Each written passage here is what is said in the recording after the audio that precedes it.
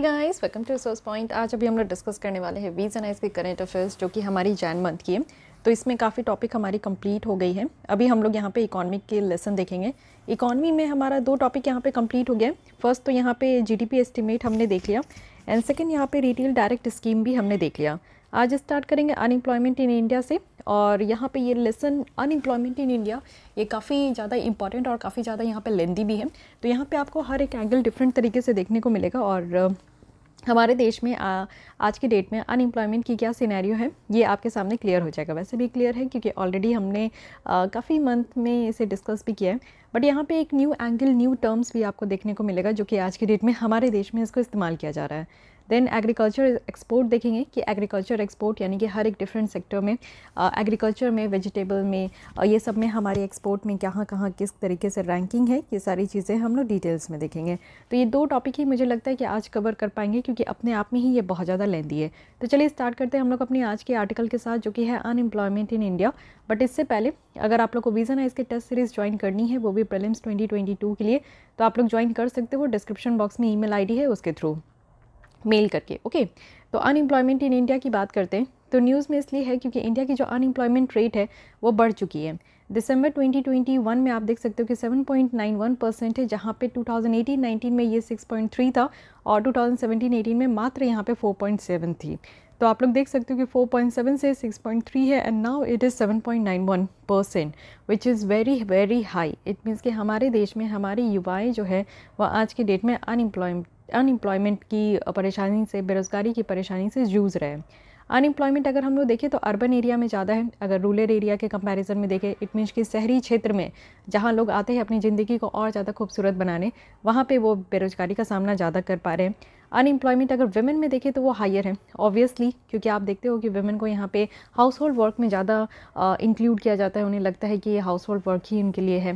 तो इस तरीके से आप लोग देख सकते हो कि चाहे अर्बन एरिया हो या फिर रूरल एरिया हो, दोनों जगह वुमेन जो है वो अनएम्प्लॉयमेंट में हायर है अर्बन एरिया में। ओके, सॉरी, वुमेन जो है वो उनमें अनएम्प्लॉयमेंट रेट ज़्यादा है, बेरोजगारी ज़्यादा है। फर्दर अगर देखें तो जो वुमेन यहाँ पे काम करना चाह रही है अर्बन एरिया में, तो 92% ऐसी है जिनको कि काम ही नहीं मिल रहा है। इट मीन्स कि आप समझ सकते हो कि कितनी बुरी सिचुएशन है हमारे देश में कि वुमेन्स जो है आज के डेट में वो काम करना चाह रहे हैं, बट उसमें से भी 92% है जो कि काम नहीं कर पा रहे। इट मीन्स कि ओनली 8% है या 7.9% है जो कि काम कर पा रहे हैं, जो कि बहुत ही कम है कि नहीं।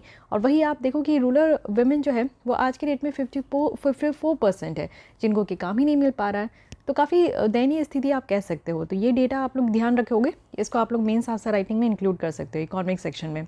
आप समझते हैं कि बेरोजगारी क्या है। ये जो टर्म है बेरोजगारी का, इसका मतलब है कि एक ऐसा सिचुएशन जहाँ पे एक पर्सन जो है वो एक्टिवली सर्च कर रहे हैं एम्प्लॉयमेंट के लिए।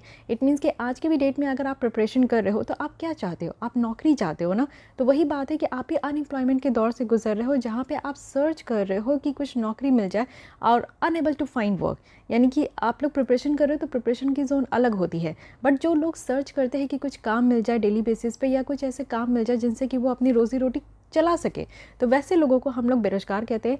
अनएम्प्लॉयमेंट कंसीडर किया जाता है कि की मेजर्स है जिससे कि हम लोग अपने देश में या फिर किसी भी देश के इकॉनमी की हेल्थ समझ सके कि इकॉनमी कैसी चल रही है, उसकी क्या हेल्थ है। ठीक है, अगर बेरोजगारी हमारे देश में ज़्यादा है तो इट मीन्स कि हमारे देश में उस तरीके से इकॉनमिक कंडीशन है ही नहीं कि हम लोगों को ज़्यादा से ज़्यादा रोज़गार दे पा रहे हैं। तो ये एक अलग सिचुएशन है। साथ ही अनएम्प्लॉयमेंट रेट अगर हम लोग देखें तो कहने का मतलब है कि अनएम्प्लॉयड वो है जो कि यहाँ पे काम करना चाह रहे बट उनको काम ही नहीं मिल रहा है और एक्टिवली वो यहाँ पे जॉब के लिए देख रहे हैं। लेबर फोर्स की बात करें तो इसमें वैसे पर्सन है जो कि 15 ईयर्स ऑफ एज है या फिर इससे ज़्यादा है, या तो ये 2 कैटेगरी में होंगे। लेबर फोर्स कहने का मतलब है कि या तो वो एम्प्लॉयड है, ठीक है, काम कर रहे हैं, या तो अनएम्प्लॉयड है लेकिन चाहते हैं काम करना और एक्टिवली वो सर्च कर रहे हैं जॉब के लिए। तो ये 2 कंडीशन आपने देखा और इसे हम लोग होल सोल जो है पूरी तरीके से यहाँ पे बेरोजगारी कहते हैं। कॉजेज़ क्या है अनएम्प्लॉयमेंट इन इंडिया का, क्या कारण है कि हमारे देश में हम लोग इतना ज़्यादा बेरोजगारी देख रहे हैं। तो वर्कर्स जो है वो मूविंग ऑफ इंडियन फार्म्स, यानी कि आप देखो कि ड्रामेटिक रिडक्शंस देखने को मिल रहा है। जो वर्किंग एज है आज की डेट में, यानी कि एज ग्रुप आप 20 से 59 ईयर्स तक देखो तो काफ़ी इंडियंस ऐसे हैं जो कि एग्रीकल्चर सेक्टर में वो इंगेज्ड है और उनका शेयर जो है वो यहाँ पे कम होते जा रहा है। एग्रीकल्चर सेक्टर में कहाँ 2004-5 में 40% लोग जो है इंगेज थे, आज के डेट में 2018-19 में आप देखो तो ये आपका जो है 50% डाउन हो गया। इट मीन्स कि 23% ऐसे लोग हैं जो कि एग्रीकल्चर सेक्टर में इंगेज्ड है। तो ये चीज़ें आप देख सकते हो। बट ये जो डिक्लाइन है ना, ये हमारा कॉरस्पॉन्डिंग इंक्रीज़ के साथ आपको नहीं देखने को मिलेगा। यानी कि यहाँ पे जो प्राइम एज है, जो एडल्ट है हमारे देश में, जो 15 ईयर्स से 59 ईयर्स तक कहा जाता है, ये ज़्यादा से ज़्यादा इंगेज्ड कहाँ है तो एग्रीकल्चर सेक्टर में। और नॉन फार्म जॉब्स में भी आपको देखने को मिलेगा कि ज़्यादा से ज़्यादा वो यहाँ पे इंगेज्ड है। सेकेंड है कि लो पार्टिसिपेशन है। विमेन जो है हमारे देश में, उनकी पार्टिसिपेशन ही नहीं है वर्क फोर्स में। इसके पीछे क्या रीज़न है? इसके पीछे देखिए बहुत सारी रीज़न है।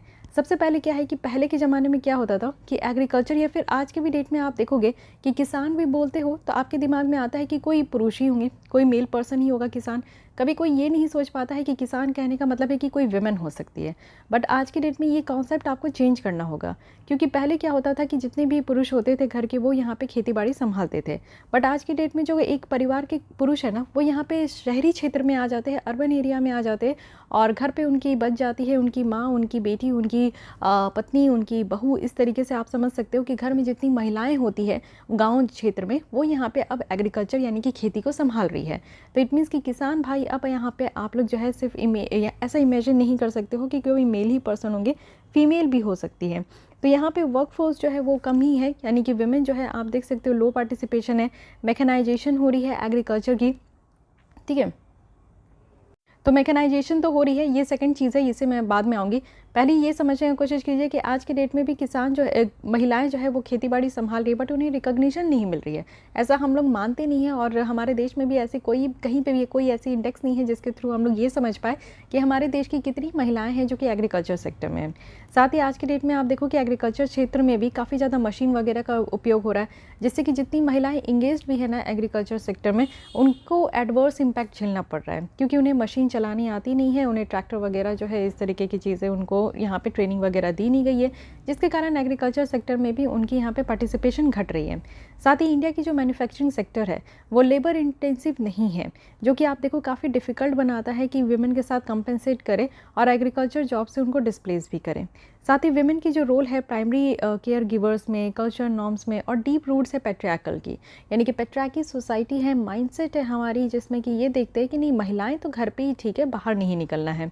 अगर आप देखो कि अगर किसी फैमिली की इनकम इंक्रीज़ हो रही है तो विमेन जो है उस घर में काम ही नहीं करती है। आप देखो कि कई बार ऐसा होता है कि अगर हस्बैंड वाइफ है और हस्बैंड एक अच्छे पोस्ट में है, तो जनरली ऐसा कहा जाता है, ससुराल वाले कहते हैं कि अब बहू को काम करने की क्या ज़रूरत है, महिलाएं क्यों काम करेगी जब बेटे इतना घर के कमा ही रहे। तो ये एक हमारे यहाँ का आप देख सकते हो कि कल्चरल फेनोमेना है। साथ ही नीति आयोग का भी 2017 से 20 का एजेंडा था, जिसमें ये कहा गया है कि विमेन की जो यहाँ पे टेंट्स है वो पेड लेस है, यानी कि विमेन भी अगर वही काम करे है जो कि सेम यहाँ पे मेल काम करे, तो विमेन को उसके लिए जो पे किया जाता है वो कम किया जाता है, और लेस यहाँ पे प्रोडक्टिव जॉब में वो यहाँ पे काम भी करती है। अनपेड आप देखो केयर वर्क भी करती है, यानी कि वो काफ़ी केयर भी करती है, बट उनको पे नहीं किया जाता। इवन आप देखो कि जो डोमेस्टिक वर्कर्स भी होते हैं वो भी कम पैसे में बहुत ही ज़्यादा काम करती है। इवन हमारे घर की भी आप महिलाएं देखो कि वो 24/7/365 वो काम करते हैं, बट उनको कभी भी ऐसा नहीं माना जाता कि हाँ वो काम करते हैं। साथ ही मैन्युफैक्चरिंग जॉब में भी डिक्लाइन हो रहा है। ऑटोमेशन और मल्टी स्किलिंग आप देखो ये रिड्यूस हो रहा है, जिसमें कि ह्यूमन रिसोर्सेज की ज़रूरत है। पुअर क्वालिटी ऑफ जॉब है।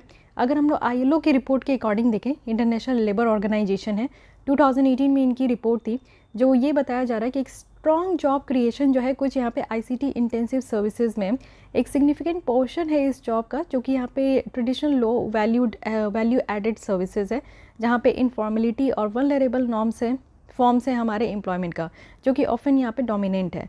तो क्वालिटी ऑफ जॉब्स भी आप देख सकते हो कि उस हिसाब का नहीं है, जहाँ पे लोग जो है वो खुद को सेफ फील कर सके, या फिर उन्हें लगे कि हाँ वो जो भी काम कर रहे हैं वो सही कर रहे हैं।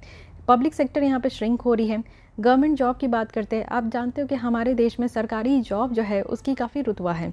लोग समझते हैं कि यहाँ सरकारी जॉब हो गया यानी कि पूरी पुश्तैनी जो है वो यहाँ पे सिमट गई, तो ऐसा माना जाता है। बट देखिए समहाउ ये वैसी सही नहीं है, मैं तो नहीं मानती।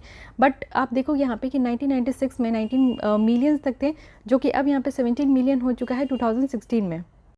तो श्रिंकिंग पब्लिक सेक्टर में आप देख सकते हो कि गवर्नमेंट जॉब जो कि 1996 में 97 में ये 19.5 मिलियन था, और ये 2016 में आकर 17 मिलियन हो चुका है। इट मीन्स कि ये घटते ही जा रहा है। और साथ ही आप देखो कि डायरेक्ट रिक्रूटमेंट जो कि सेंट्रल गवर्नमेंट मिनिस्ट्रीज़ या फिर डिपार्टमेंट में जो है वो 89% तक आपका घटते जा रहा है, अगर हम लोग इसको 2013 के कंपैरिजन में देखें तो। अभी भी आप देख रहे हो यूपीएससी की अगर वैकेंसी देखो तो चलो इस बार तो 1000 प्लस है, बट अभी लास्ट आप 3-4 ईयर्स से देख रहे थे कि काफ़ी ज़्यादा इसकी नंबर ऑफ़ सीट्स जो है वो डिक्रीज़ हो रही है। हर एक एग्ज़ाम में आप देखो कि डिक्रीज़ होती ही जा रही है। तो जो डायरेक्ट रिक्रूटमेंट है सेंट्रल गवर्नमेंट मिनिस्ट्रीज़ में वो तो बहुत हद तक कम हो चुके हैं। तो आप लोग देखो कि आधा से ज़्यादा आबादी तो हमारे देश में गवर्नमेंट सेक्टर्स की जॉब के लिए यहाँ पे प्रिपरेशन करते रहते, बट फिर भी आप देखो कि यहाँ पे जो पब्लिक सेक्टर जॉब है वो और ज़्यादा श्रिंक होते जा रहे हैं। यूनियन और स्टेट गवर्नमेंट की बात करें तो या तो वो पोस्ट रिड्यूस कर रहे हैं या तो वो कॉन्ट्रैक्ट वर्कर्स पे ज़्यादा फोकस कर रहे हैं। इनएडुकेट अटेंशन है, अगर स्मॉल और मीडियम इंटरप्राइजेस में देखें जो एमएससी सेक्टर्स है इसमें अटेंशन भी बहुत कम है। जो स्मॉल और मीडियम इंटरप्राइजेस है वो मोर लेबर इंटेंसिव है, यहाँ पे काम बहुत ज़्यादा होता है लेकिन आउटपुट इस तरीके से आपको नहीं देखने को मिलेंगे। इवन बिग कंपनीज़ भी जो है ना वो मेन बेनिफिशरीज़ है जो फिजिकल पॉलिसी है सरकार की। तो ये सारे कुछ रीजंस है जिसकी वजह से आप देखो कि यहाँ पे जो अनएम्प्लॉयमेंट की रेशियो है वो बढ़ती ही जा रही है। साथ ही आप देखो कि वॉलेंट्री अनएम्प्लॉयमेंट भी बढ़ते जा रहा है। वॉलेंट्री अनएम्प्लॉयमेंट कहने का मतलब है कि एक ऐसा सिचुएशन जहाँ पे लोग चूज़ करते हैं कि उनको जो है एक सर्टेन लेवल इनकम से कम में काम ही नहीं करना है। इट मीन्स कि अपना क्राइटेरिया होता है कि एक महीने में तो चलो ठीक है यहाँ पे 30K की इनकम होनी चाहिए, ऐसी सैलरी मिलेगी तो उसी जॉब में काम करेंगे, नहीं तो नहीं काम करेंगे, चाहे वो 29K का ही क्यों ना हो, 28K पर मंथ का ही क्यों ना हो, नहीं करते लोग। तो अपनी यहाँ पे जो है एक क्राइटेरिया फिक्स कर देते हैं जिसे हम लोग वॉलेंट्री अनएम्प्लॉयमेंट कहते हैं। लैक ऑफ एम्प्लॉयबिलिटी भी है। अगर इंडिया स्किल रिपोर्ट के अकॉर्डिंग देखें तो कहा जा रहा है कि less than half of the जो इंडियन ग्रेजुएट्स है वो एम्प्लॉयबल है। इट मीन्स कि जितने लोग ग्रेजुएट होते हैं ना उसमें से 50% से भी कम लोग हैं जो कि यहाँ पे 2021 में उनको नौकरी मिली है, और एज मेनी एज 45% ग्रेजुएट्स है जो कि एम्प्लॉयबल हैं। एक डिक्लाइन हुआ है, इट मीन्स कि 2020 में 46% आप देखो, वहीं कहाँ 2010 में 47% था। तो थोड़ा सा डिक्लाइन देखने को मिला है। इट मीन्स कि लोग जो है भर भर के ग्रेजुएट हो रहे हैं, बट जिस हिसाब से ग्रेजुएट हो रहे हैं उनको उस हिसाब से नौकरी नहीं मिल रही है। So these are the certain reasons जिसके वजह से देखा जा रहा है कि हमारे देश में जो बेरोजगारी की रेशियो है वो बहुत ज़्यादा बढ़ते जा रही है। अब कोविड-19 का इम्पैक्ट भी है, क्योंकि लगातार आप देखो 2020 से कोविड-19 के कारण काफ़ी लोग बेरोजगार हुए हैं, काफ़ी लोग की सैलरी जो है वो कट डाउन हो गई है। तो की ट्रेंड्स अगर हम लोग देखें तो ये देखा जा रहा है कि अनएम्प्लॉयमेंट रेट जो है वो अभी भी हायर है, यानी कि जो प्री कोविड-19 से पहले जो कोविड-19 से पहले जो यहाँ पे था तो अभी भी अनएम्प्लॉयमेंट रेट बढ़ा हुआ है। डिटेल्स में बताया जा रहा है कि अक्टूबर और दिसंबर जो क्वार्टर था 2020 का, यहाँ पे अनएम्प्लॉयमेंट रेट जो है काफ़ी कम हो गया था। यानी कि यहाँ पे जो आप देखो कि जो बेरोजगारी वाली टाइम थी 2020 का वो काफ़ी कम हो गया था, 20% से या 10% हो गया था। रिकवरी अगर देखें यानी कि जो लॉकडाउन के बाद, लॉकडाउन के टाइम में तो आपको पता है कि किसकी नहीं यहाँ पे हालत ख़राब हुई है, तो वही लॉकडाउन के बाद की यहाँ पे रिकवरी की बात की जा रही है। तो जैसे कि कोविड-19 पैंडेमिक आया था तो मेल फीमेल गैप जो है वो यहाँ पे और ज़्यादा बढ़ गया था, क्योंकि आप यहाँ पे देखो कि अक्टूबर और जो दिसंबर का क्वार्टर था अनएम्प्लॉयमेंट रेट जो फीमेल की थी वो यहाँ पे 13.1% था, अगर हम लोग मेल के कंपैरिजन में देखें। इट मीन्स कि फ़ीमेल को जब से ज़्यादा जो है यहाँ पे कोविड-19 के टाइम में जब लॉकडाउन हुआ था तो उन्हें यहाँ पे जो उनके अनएम्प्लॉयमेंट की जो यहाँ पे क्राइटेरिया है, बेरोजगारी का जो सामना करना पड़ा था, महिलाओं को ज़्यादा करना पड़ा था। मार्जिनल चेंज अगर हम लोग देखें तो लेबर फोर्स पार्टिसिपेशन रेट में है, तो यहाँ पे आप देखो कि लेबर फोर्स पार्टिसिपेशन रेट यानी कि टोटल पॉपुलेशन में से कितने लोग हैं जो कि यहाँ पे काम कर रहे हैं, तो ओनली मार्जिनल चेंजेस देखने को मिला 2019 और 20 के बीच में। अगर यहाँ पे अगर हम लोग देखें तो साथ ही अगर अप्रैल जून का जो क्वार्टर है यहाँ पे अगर हम लोग लेबर फोर्स पार्टिसिपेशन रेट देखें तो उस समय 35% था, जो कि काफ़ी कम था अगर इसी चीज़ को हम लोग 2019 से कंपेयर करें। तो इट मीन्स कि आप होल एंड सोल आप देख सकते हो कि जो कोविड-19 का टाइम था उसमें अनएम्प्लॉयमेंट की रेशियो बढ़ गई थी। अब यहाँ पे एक न्यू वर्ड आपको देखने को मिलेगा, great resignation. Okay, so what is this great resignation which is very very important. यही मैं कह रही थी कि न्यू टर्म आपको देखने को मिलेगा, और जब भी इकॉनमी में न्यू टर्म आते हैं उससे रिलेटेड यूपीएससी प्रीलिम्स में तो क्वेश्चन पूछे जाते ही हैं। ग्रेट रेजिग्नेशन की बात करें तो कहा जाता है कि एक आइडिया है जिसमें ये प्रिडिक्ट किया जाता है कि लार्ज नंबर ऑफ पीपल्स जो है वो अपनी जॉब छोड़े हैं कोविड-19 के बाद। यानी कि रेजिग्नेशन देने का मतलब है कि अपनी मर्ज़ी से अपनी जो जॉब है उसको छोड़ देना और फिर उसके बाद नॉर्मल में रिटर्न होना। तो ये जो कंपनी है ये आप देखो कि रिपल इफेक्ट देखने को मिला पेंडेमिक का, और री-इवेल्युएट भी किया गया कि कैसे यहाँ पे जो है टैलेंट को फिर से रिटेन कर सके। एस्टिमेट लगाया गया है कि 2021 में कि 75 मिलियन जो पीपल्स हैं अमेरिका में उन्होंने 2021 में रिज़ाइन किया, और इसके कारण सम एनालिसिस जो है वो यहाँ पे देखने को मिला। रीजंस अगर देखें तो लो सैलरी थी, लोगों को कम सैलरी मिल रही है, बर्नआउट हो रहे थे, लिमिटेड अपॉर्चुनिटीज़ है, पुअर एम्प्लॉय बेनिफिट है, टॉक्सिक कॉर्पोरेट कल्चर है, इनस्टेबिलिटी है। अब क्या करना चाहिए? तो हेल्दी वर्क कल्चर हो, ऐसा कल्चर हो जो कि पहले भी था और लोग जो है आराम से काम कर सके। एक बेटर वर्क प्लेस बनाने की ज़रूरत है, ऐसा जगह हो जहाँ पे लोग काम कर सके, ज़्यादा से ज़्यादा कॉर्पोरेट सोशल इवेंट्स हो, एम्प्लॉयज़ को यहाँ पे बेनिफिट हो, यानी कि हैप्पी आवर मिले, उनको खुश रहने का भी समय दिया जाना चाहिए।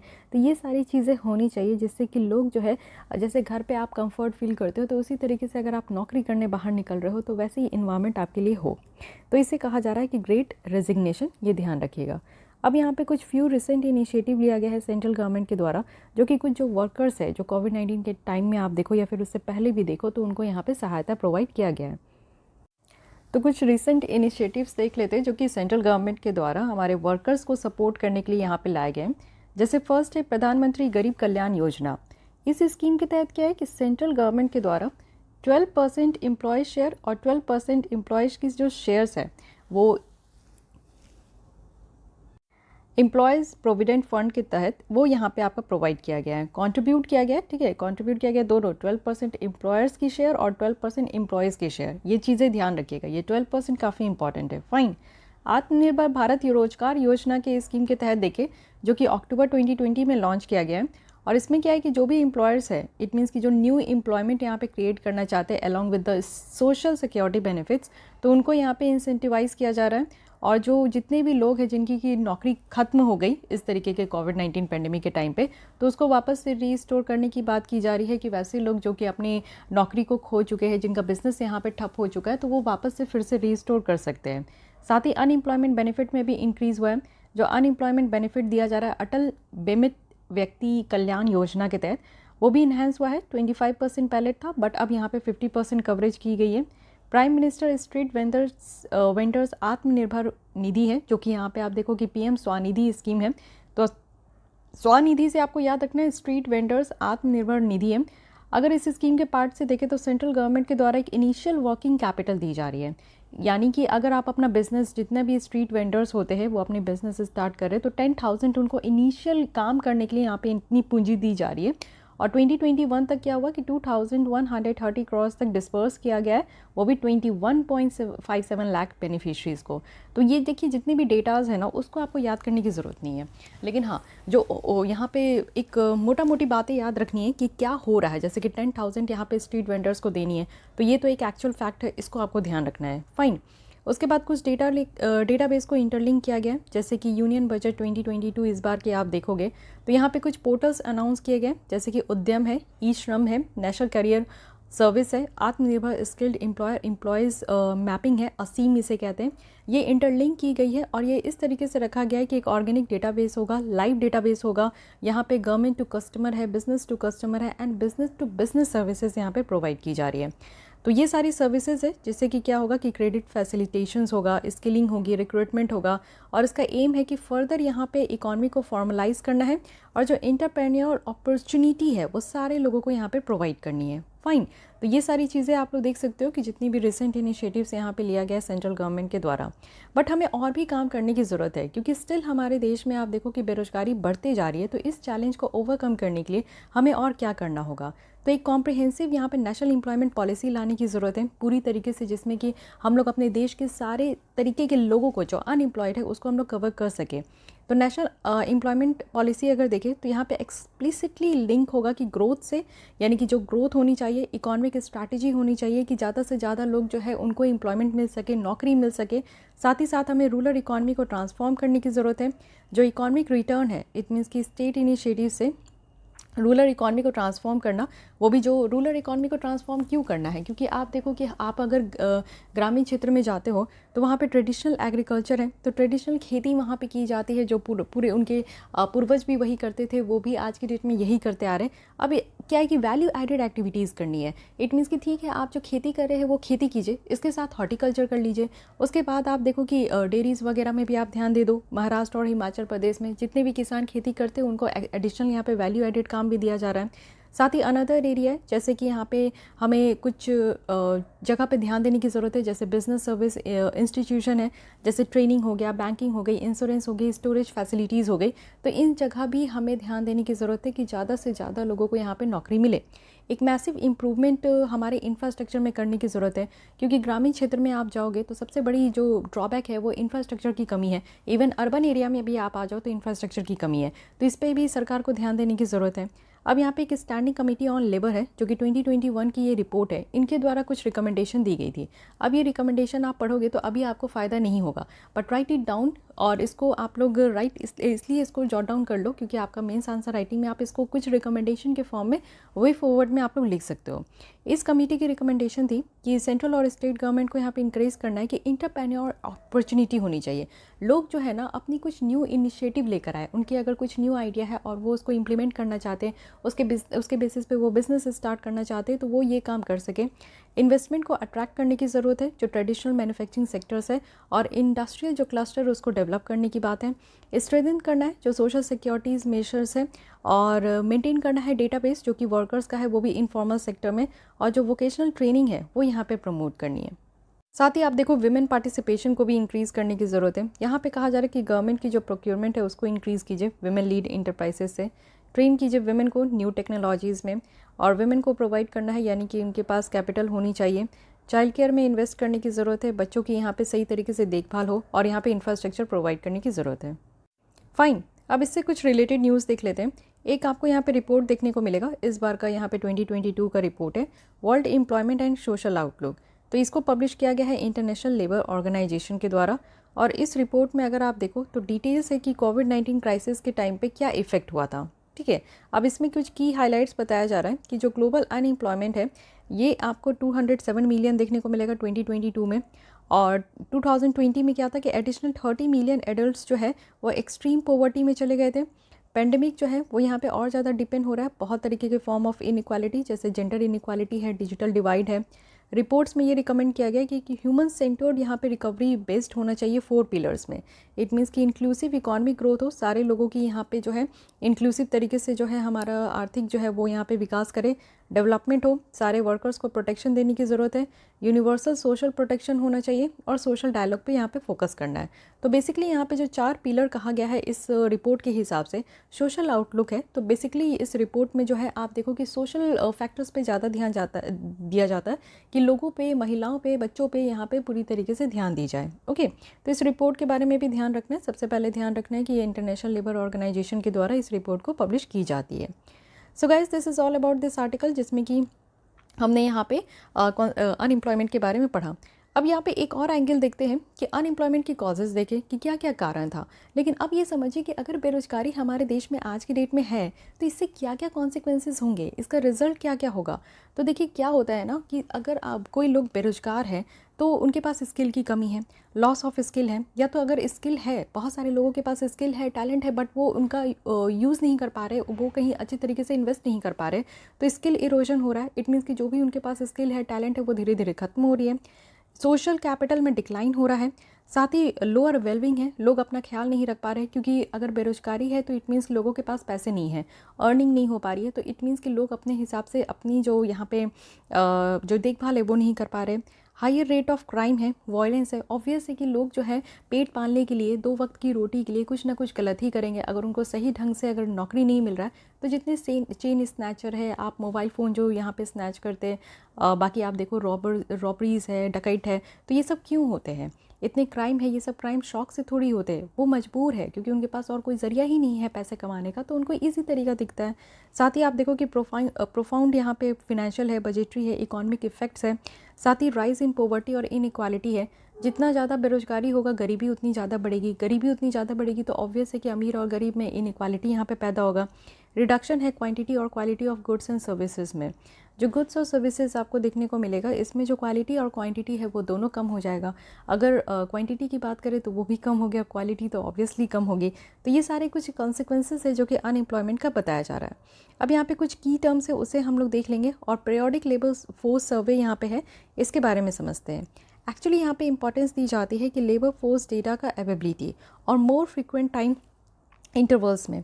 नेशनल स्टैटिस्टिक ऑफिस से जिनके द्वारा ये लॉन्च किया गया था 2017 में। इनके बेसिस में क्वार्टरली जो है बुलेटिन्स यहाँ पे आपका पब्लिश की जाती है, जिसमें कि डिफरेंट क्वार्टर्स ऑफ जो सर्वेड पीपल पीरियड है उनके बारे में ये दर्शाया जाता है। अब यहाँ पे सारी बातें करेंगे, एक एक करके आप ये टर्म्स की मीनिंग समझिए। लेबर फोर्स पार्टिसिपेशन रेट है, कहने का मतलब है कि कितने परसेंटेज ऑफ पर्सन है जो कि लेबर फोर्स में, यानी कि वो काम कर रहे हैं या फिर वो काम चाहते हैं या फिर उनके पास काम अवेलेबल है।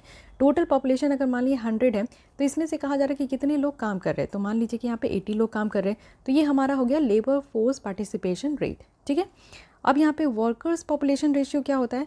वर्कर्स पॉपुलेशन रेशियो है कि percentage of employed population person, total person population हमारे यहाँ 100 है, लेकिन इसमें से एम्प्लॉयड कितने हैं? तो एम्प्लॉयड 60 है, यानी कि 60 जो है वो यहाँ पे पूरी तरीके से एम्प्लॉयड है, उनको रोजगार मिला हुआ है। लेबर फोर्स में क्या है कि जो यहाँ पे चाह भी रहे, यानी कि काम करना चाह रहे, तो वैसे लोगों को भी लेबर फोर्स में हम लोग इंक्लूड करते हैं, बट वर्कर्स पॉपुलेशन रेशियोज़ में बस उसी को इंक्लूड करते हैं जो कि एक्चुअली यहाँ पे काम कर रहे हैं। अनएम्प्लॉयमेंट रेट कहने का मतलब है कि पूरे टोटल में से कितने लोग हैं जो कि बेरोजगार हैं। एक्टिविटी स्टेटस कहने का मतलब है कि यूजुअल स्टेटस, इट मीन्स कि एक्टिविटी स्टेटस कोई पर्सन का, जो कि हम लोग यहाँ पे एक्टिविटी जो भी लोगों के द्वारा की जाती है ना, उसके बेसिस पे डिटरमाइन करते हैं। साथ ही वीकली स्टेटस है, यानी कि एक हफ्ते का यहाँ पे देखा जाता है। ठीक है, इस तरीके से हम लोग यहाँ पे मेजर करते हैं। तो ये सारे जो की टर्म्स होते हैं ना, उनकी मीनिंग समझिए। लेबर फोर्स पार्टिसिपेशन रेट में हम लोग यहाँ पे जो लोग जॉब चाहते भी हैं ना, काम करना चाहते हैं, उनको भी इंक्लूड करते हैं, बट वर्कर्स पॉपुलेशन रेशियोज़ में यहाँ पे एकदम कट टू कट वैसे लोगों को इंक्लूड किया जाता है जो कि काम करते हैं। फाइन, तो ये हो गई बात। अब यहाँ पे हमारे अनएम्प्लॉयमेंट जो इंडिया में है, इसे हमने पूरी तरीके से देख लिया। एक कॉज ऑफ कंसर्न है कि यहाँ पे देखा जाए कि हमारे देश में जो बेरोजगारी है वो डे बाय डे बढ़ती ही जा रही है, तो इसलिए इस टॉपिक के ऊपर बात करना ज़रूरी है। अनएम्प्लॉयमेंट की बात कर ली, कॉजेज़ क्या है, इसमें जितने भी टर्म्स है उसे हमने देख लिया, कॉन्सिक्वेंसेस देख लिया, और कोविड-19 का इम्पैक्ट तो आप लोग को भूलना नहीं है, क्योंकि इसे ही याद रखना है और आप लोग मेंस आंसर राइटिंग में इंक्लूड कर सकते हो। And this is very so great resignation, this is again very important. और रिसेंट जो इनिशिएटिव है, ये सारे स्कीम्स के बारे में आपको ध्यान रखना है। वे फॉरवर्ड है, इसको भी आप लोग देख सकते हो। Next coming to the agriculture export, according to commerce ministry, इनके द्वारा कहा जा रहा है कि हमारे देश की जो एग्रीकल्चर एक्सपोर्ट है वो यहाँ पे एक्सीड हो गई है। 50 बिलियन यूएस डॉलर तक का जो है फर्स्ट टाइम ऐसे देखने को मिला है कि हमारी एक्सपोर्ट जो है एग्रीकल्चर सेक्टर में काफ़ी ज़्यादा अच्छा हुआ है। तो राइस एक्सपोर्ट हुई है, हम लोग चावल की यहाँ पे एक्सपोर्ट जो है दूसरे देशों को यहाँ पे ज़रूर देते हैं, जो कि एक्सपेक्ट किया जा रहा है कि 21 से 22 मिलियन टन्स तक ये साल जो है आपका बढ़ेगा। और नॉन बासमती राइस है, वीट है, शुगर है और अदर ग्रेन भी है जिनकी एक्सपोर्ट हो रही है। हेल्दी ग्रोथ देखने को मिल रहा है। मेरीन प्रोडक्ट एक्सपोर्ट देखें तो ये भी एक्सपेक्ट किया जा रहा है कि 8 बिलियन तक यूएस डॉलर का एक्सीड करेगा फर्स्ट टाइम। कॉफ़ी एक्सपोर्ट देखें तो ये भी हेल्दी ग्रोथ है, इट मीन्स कि 35% तक का पूरा टोटल यहाँ पे एक्सपोर्ट है। तो ये ऐसे ही नहीं हो रहा है ना, सरकार के द्वारा आप देखो कि काफ़ी स्टेप्स लिए जा रहे हैं जिससे कि ये कहा जा रहा है कि हमारा एक्सपोर्ट्स जो है वो इंक्रीज़ हो। जैसे कि वैलिडिटी जो है बहुत सारे सर्टिफिकेशन का वो यहाँ पे एक्सटेंड किया गया है। इस्टेब्लिश की गई है कंट्रोल रूम कि सही तरीके से हम लोग यहाँ पे हैंडल कर सके जितनी भी इश्यूज़ वगैरह हैं। ऑनलाइन सर्टिफिकेट यहाँ पे एक्सपोर्ट को दिया जा रहा है। तो एक्सपोर्ट जितने भी हो रहे हैं मटेरियल्स का, ये फूड ग्रेन्स का, तो ऑनलाइन यहाँ पे सर्टिफिकेट देने का मतलब है कि लोगों को यहाँ पे जो है सहूलियत मिल रही है। अब उनको जो है ऑफलाइन में काम नहीं करने की ज़रूरत है, सडन यहाँ पे फास्ट तरीके से काम हो रहा है। साथ ही यहाँ पे मोर टेस्टिंग फैसिलिटी जो है उसको ओपन किया गया है कि जितने भी हमारे यहाँ पे प्रोडक्ट्स वगैरह है तो उसको ज़्यादा से ज़्यादा टेस्ट किया जा सके। अब इंडिया की एग्रीकल्चर एक्सपोर्ट क्या है इसे देखते हैं, this is again very important. पूरे वर्ल्ड में अगर हम लोग शेयर देखें तो इंडिया जो है नेट एक्सपोर्टर है एग्री प्रोडक्ट्स का, वो भी हमारे इकोनॉमिक रिफॉर्म, जब से 1991 में एलपीजी रिफॉर्म आया था, लिबरलाइजेशन, प्राइवेटाइजेशन एंड ग्लोबलाइजेशन, तब से हमारी एग्री एक्सपोर्ट जो है वो बढ़ती ही गई है। तो शेयर अगर इंडिया का एग्रीकल्चर एक्सपोर्ट और इंपोर्ट का देखें तो वर्ल्ड एग्रीकल्चर ट्रेड में, तो ये हमारा जो है एक्सपोर्ट कितना था, 2.2% था और इंपोर्ट था 1.9%। ठीक है, तो ये आप देख सकते हो कि हम लोग जो है एग्रीकल्चर प्रोडक्ट्स को ज़्यादा से ज़्यादा एक्सपोर्ट करते हैं। ओवरऑल डोमेस्टिक एक्सपोर्ट में अगर हम लोग देखें तो इंडिया का टोटल एक्सपोर्ट जो है वो 11% कॉन्ट्रीब्यूशन है एग्रीकल्चर और इसी से प्रोसेस्ड फूड प्रोडक्ट्स का। की एक्सपोर्टेड कमोडिटी देखें तो यहाँ पे क्या क्या है, तो मैरीन प्रोडक्ट है, ठीक है, फ़िश वगैरह हम लोग यहाँ पे देते हैं, बासमती राइस है, बफेलो मीट है, स्पाइसेस है, नॉन बासमती राइस है, कॉटन रॉ है, ऑयल मील है, शुगर है, कैस्टर ऑयल और टी है। ये सारे कुछ ऐसे यहाँ पे कमोडिटीज़ आप देख सकते हो जिसे हम लोग एक्सपोर्ट करते हैं। की डेस्टिनेशन क्या क्या है कि कहाँ कहाँ हम लोग जो है एक्सपोर्ट करते हैं, तो आप देख सकते हो कि 100 कंट्रीज़ या फिर रीजन जो है इससे ज़्यादा ऐसा जगह है जहाँ पे हम लोग अपने जो है एग्रीकल्चर प्रोडक्ट्स को भेजते हैं। तो एग्रीकल्चर और अलाइड प्रोडक्ट एक्सपोर्ट्स अगर देखें तो यूएसए है जो कि लार्जेस्ट एक्सपोर्ट डेस्टिनेशन था, सबसे ज़्यादा जो है हमारे देश से सामान जो है यूएसए में जाता था 2021 में, और चाइना सेकेंड लार्जेस्ट है। ये भी आप लोग देखो ये वंडरफुल है कि सबसे पहले जो है यूएसए है, दूसरा यहाँ पे चाइना है। अदर मेजर डेस्टिनेशन देखें तो हाँ, बांग्लादेश भी है जो कि हमारा अच्छा ट्रेड पार्टनर है, यूएई है, वियतनाम है और सऊदी अरेबिया है जहाँ पे हमारे यहाँ की राइस वगैरह जाती है। जीडीपी में हमारा जो एक्सपोर्ट का परसेंटेज है, इट मीन्स की total production of goods and services in financial year with in the territory of country, उसे हम लोग जीडीपी कहते हैं। तो टोटल एग्रीकल्चर एक्सपोर्ट देखें इंडिया की एग्रीकल्चर जीडीपी का, तो वो भी इंक्रीज़ हुआ है। 2018-19 में आप देख सकते हो 9.9% तक इंक्रीज़ हुई है। ठीक है, अब यहाँ पे एग्रीकल्चर एक्सपोर्ट्स में देखें तो एक्चुअली क्या प्रॉब्लम है, क्यों हम लोग जो है ज़्यादा से ज़्यादा जो है पूरे दूसरे देशों को हम लोग अपने सामान को नहीं बेच पाते एग्रीकल्चर सेक्टर्स का। तो सबसे पहले है कि पुअर बैकवर्ड इंटीग्रेशन है। हमारे यहाँ आप देखो एग्रीकल्चर सेक्टर्स में ज़्यादा से ज़्यादा लोग इंगेज तो है, बट एग्रीकल्चर सेक्टर्स में क्या है कि ये अनऑर्गेनाइज्ड है, इनएफिशिएंट है, जिसके कारण हमारे क्वालिटी इश्यूज़ में सवाल उठ जाते हैं। साथ ही हायर कॉस्ट है क्योंकि पुअर लॉजिस्टिक है, हमारे यहाँ ट्रांसपोर्टेशन की सुविधा अच्छी नहीं है, लॉजिस्टिक की सुविधा अच्छी नहीं है, जिसके कारण आप देखो कॉस्ट बहुत ज़्यादा हो जाते हैं किसी भी प्रोडक्ट का, जो कि राइस वगैरह भी आप देख सकते हो। तो ये भी एक प्रॉब्लम है। साथ ही अगर हम लोग बात करें लैक ऑफ सिनर्जी है, इट मीन्स कि यहाँ पे सेंट्रल और स्टेट गवर्नमेंट जो है एक साथ मिलकर यहाँ पे काम नहीं कर पाते, क्योंकि एग्रीकल्चर एक स्टेट सब्जेक्ट में आता है। स्टेट सब्जेक्ट कहने का मतलब है कि जो 7th शेड्यूल ऑफ कॉन्स्टिट्यूशन में आप देखोगे 3 लिस्ट आते हैं, सेंट्रल लिस्ट है, स्टेट लिस्ट है और कंकरेंट लिस्ट है। स्टेट लिस्ट में जो भी सब्जेक्ट होते हैं उससे रिलेटेड जो कानून है वो स्टेट के स्टेट लेजिस्लेचर के द्वारा बनाई जाती है, तो सेंट्रल गवर्नमेंट इसमें ज़्यादा ध्यान नहीं देते। और वही ट्रेड और कॉमर्स की बात करें तो ये आता है यूनियन लिस्ट में। इट मीन्स कि आप जो है उगाना है कोई भी सामान अगर एग्रीकल्चर में, तो वो स्टेट का काम है, लेकिन उसी को व्यापार करना है तो वो यूनियन लिस्ट में आता है। इट मीन्स कि इससे रिलेटेड जो भी कानून होंगे वो यहाँ पे पार्लियामेंट के द्वारा बनाई जाती है। लैक ऑफ ट्रेनिंग और स्किल डेवलपमेंट है, लोगों को यहाँ पे ट्रेनिंग ही नहीं दी गई है। फार्म लेवल पे आप देखोगे तो लोग जानते ही नहीं है, सही तरीके से हार्वेस्ट नहीं कर पाते, पोस्ट हार्वेस्ट मैनेजमेंट नहीं हो पाती है, कई फसलें हमारी बर्बाद हो जाती हैं। एक्सपोर्टर्स लेवल पे देखें तो यहाँ पे डॉक्यूमेंटेशन का प्रॉब्लम होता है, प्रोसीजर का प्रॉब्लम होता है जो कि यहाँ पे एक्सपोर्टर्स के लिए फॉलोड किया जाता है। लैक ऑफ अवेयरनेस है, लोगों को पता ही नहीं है यहाँ पे कि आज के डेट में सरकार के द्वारा क्या क्या स्कीम्स रखी गई है, पॉलिसीज़ रखी गई है कि ज़्यादा से ज़्यादा वो अपने एक्सपोर्ट कर सके। साथ ही यहाँ पे लो वैल्यू एडिशन है, इंडिया में आप देखो कि आज के भी डेट में लोअर इंड है global agree export value chain का। साथ ही लो वैल्यू है रॉ और सेमी प्रोसेस्ड यहाँ पे आपको देखने को मिलेगा, जो कि काफ़ी बल्क में है। नॉन टैरिफ बैरियर्स भी है, इंडियन एग्रीकल्चर एक्सपोर्ट अगर देखें तो नॉन टैरिफ बैरियर्स ये फेस कर रहे हैं जितने भी एट्रैक्टिव मार्केट है जैसे कि यूरोप वगैरह है, तो ये भी एक प्रॉब्लम है। Lack of strong trade agreement है वो भी हमारे ट्रेड मार्केट के साथ। क्वालिटी इश्यूज़ है, कई बार आप देखो कि हमारे एग्रीकल्चर कमोडिटीज़ जो है, जो सैनिटरी और फाइटो सैनिटरी जो स्टैंडर्ड्स है किसी किसी देश की डोमेस्टिक मार्केट की, उसे हम लोग यहाँ पे उसको मीट नहीं कर पाते। कुछ क्राइटेरिया है देशों की, तो उसकी हमारी जो एग्रीकल्चर कमोडिटीज़ है वहाँ तक नहीं पहुँच पाती, तो क्वालिटीज़ में हमारी प्रोडक्ट्स छट जाती है। और ये आप देख सकते हो कि इंडिया जो है वो highest number of US notification है, रिफ्यूज़ल भी हमें मिला है 2014 से 18 के बीच में। तो हम लोग की स्कोर बहुत कम है क्वालिटी चैलेंजेस को लेकर, यानी कि हमारी जो कमोडिटीज़ है उनकी क्वालिटीज़ को लेकर काफ़ी ज़्यादा यहाँ पे क्वेश्चन मार्क हुए हैं। कुछ और भी प्रॉब्लम है, जैसे कि सरकार की जो पॉलिसीज़ है वो अनसर्टेन है। कुछ आप देखो कि कुछ किसी कमोडिटीज़ में एक्सपोर्ट को बैन कर दिया जाता है, जैसे अगर अनियन की प्राइस अगर बढ़ जाए तो उसे बैन कर दिया जाता है। साथ ही कॉम्पिटिटिवनेस चैलेंजेस है, जैसे कि आप देखो कि काफ़ी कंपटीशन होती है, हमारे यहाँ की राइस हो गई या फिर और देश की राइस हो गई तो उसके बीच में कंपटीशन है। लो यील्ड है, पैदावार ज़्यादा नहीं हो पा रहा है और हमारे यहाँ बर्बादी बहुत ज़्यादा होती है। जब फसल की कटाई हो जाती है तो उसके बाद फसल को जो है सही तरीके से ट्रांसपोर्टेशन नहीं मिलता, तो वहाँ बर्बाद होते हैं। हमारे यहाँ वेयर हाउसेज़ नहीं है, कोल्ड चेन स्टोरेज नहीं है, तो ये सारे कारण की वजह से जो है हमारे देश में फसलों की बर्बादी बहुत ज़्यादा होती है। अनेबल है कि एक्सपोर्ट कर सके, इट मीन्स कि हमारे किसान भाई जो है उनको पता ही नहीं होता है कि कैसे इसे एक्सपोर्ट करना है।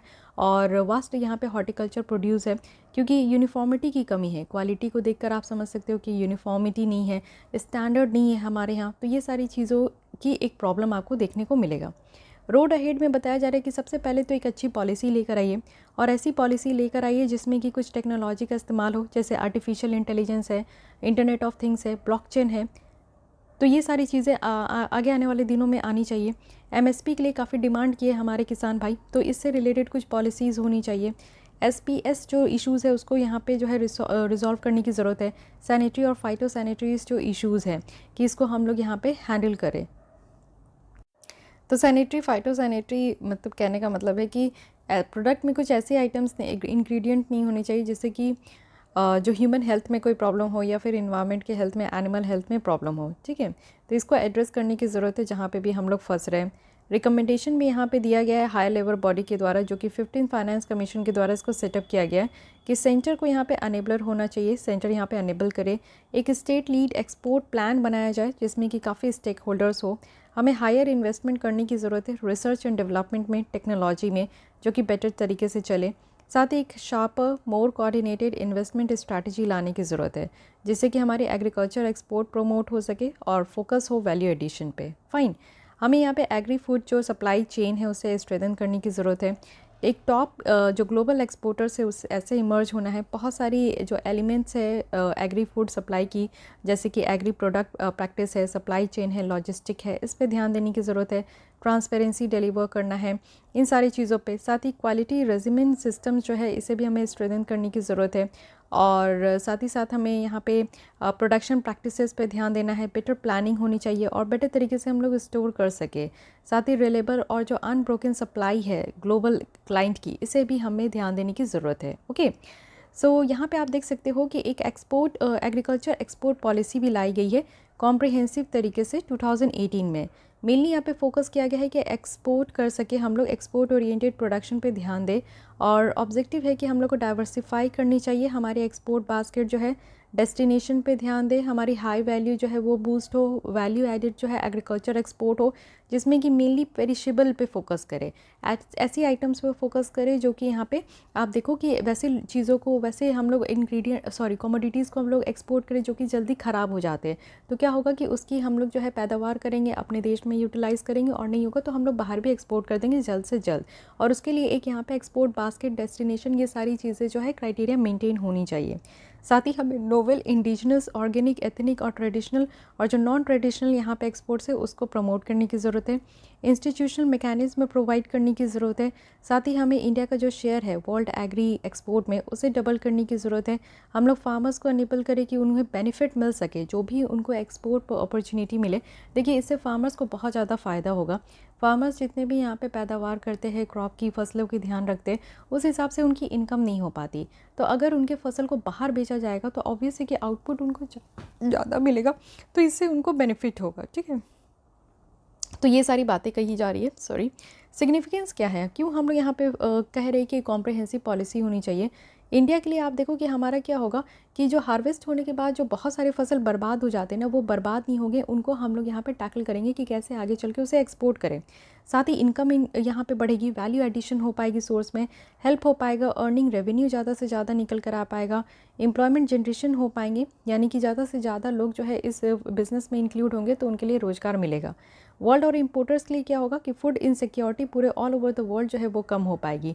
आप देखो बहुत सारे देश ऐसे हैं कोविड-19 के कारण में जिनके यहाँ खाने तक का भोजन नहीं है, यहाँ पे फूड ही नहीं है। बहुत सारे अफ्रीकन कॉन्टिनेंट में ऐसी सरकार है जो कि डिक्लेयर कर चुकी है कि वो जो है फूड इमरजेंसी है। तो वो सारी चीज़ें कम हो पाएगी, हमारे यहाँ की जो पैदावार है वो वहाँ तक फसलें पहुँच पाएगी। ग्रेटर चॉइस होगा, कंज्यूमर जो है उनके पास अपॉर्चुनिटी होगी, चॉइस उनके पास होगा तो वो बेटर तरीके से चॉइस कर पाएंगे।